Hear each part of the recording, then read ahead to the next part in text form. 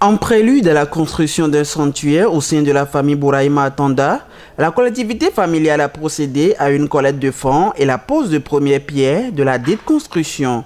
C'était ce dimanche 19 février 2022 à Porto Novo, en présence du représentant du chef de famille, les fils, petits-fils et arrière-petits-fils. C'est pour eux une immense joie. Je suis très heureux à ce jour parce que les aïeux ont essayé de rénover cette maison.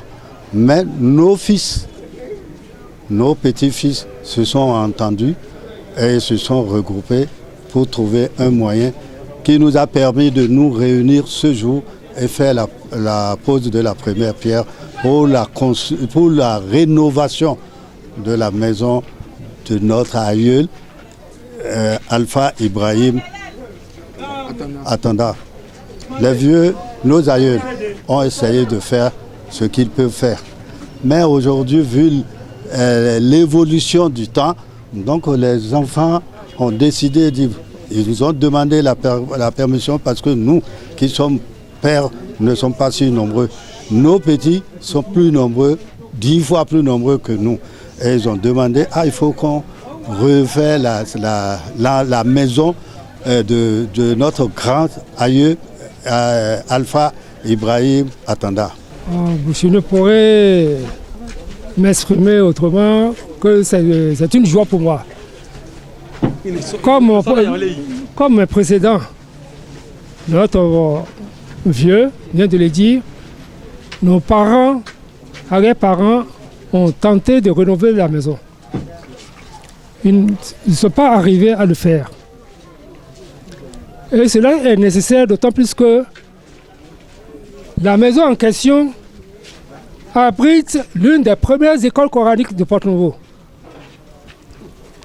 Si c'était uniquement l'école coranique que la maison habitait, je demanderais à l'UNESCO de participer, de nous aider.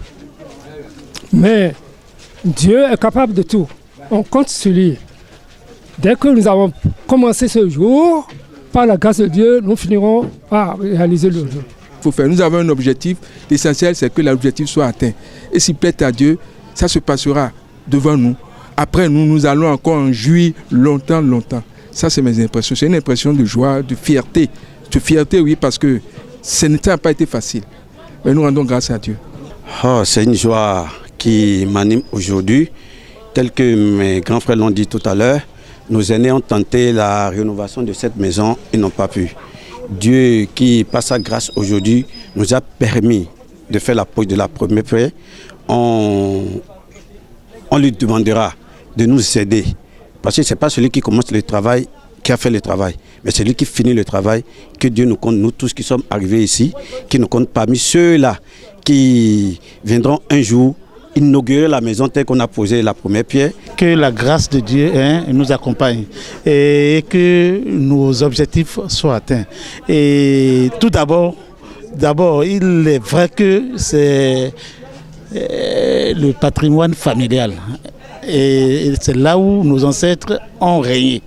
Mais ils ont eu le privilège de créer la première école coranique qui est dans l'histoire de la ville de Porto Novo. Et donc c'est dans cette optique que nous les accompagnons. Et nous sommes unis, tous les arrière et petits-fils, pour bâtir ce patrimoine afin qu'on en bénéficie et les générations futures aussi en bénéficient.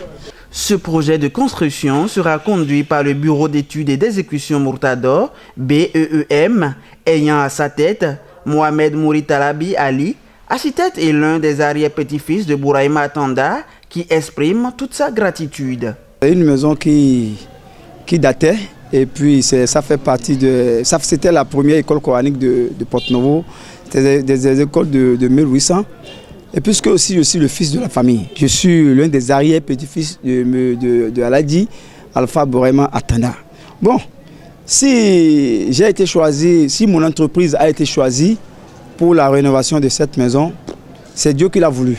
Sinon, ce n'est pas de ma force, ce n'est pas de notre force, et ce n'est pas de la force de la famille, ce n'est pas la force de Dieu. Et on ne saurait que remercier Dieu le Tout-Puissant et remercier toute la famille qui a voulu confier cette tâche à notre entreprise. Et on souhaiterait quand même bien commencer et terminer dans de bonnes conditions. Il promet suivre de près ce chantier en promettant faire tâche d'huile avec son équipe afin de bien terminer et rendre les travaux à bonne date. Je vais souhaiter quand même que ça se passe très bien, qu'ils mettent la conscience, qu'ils se mettent au travail, qu'il y ait la sincérité dans le travail et le sérieux pour qu'on puisse bien commencer. Je commence par le superviseur, le contrôleur, le CC, l'ingénieur et aussi le collectif des ouvriers. En tout cas, je suis avec eux. Il est à rappeler que la durée d'exécution des travaux est pour 120 jours.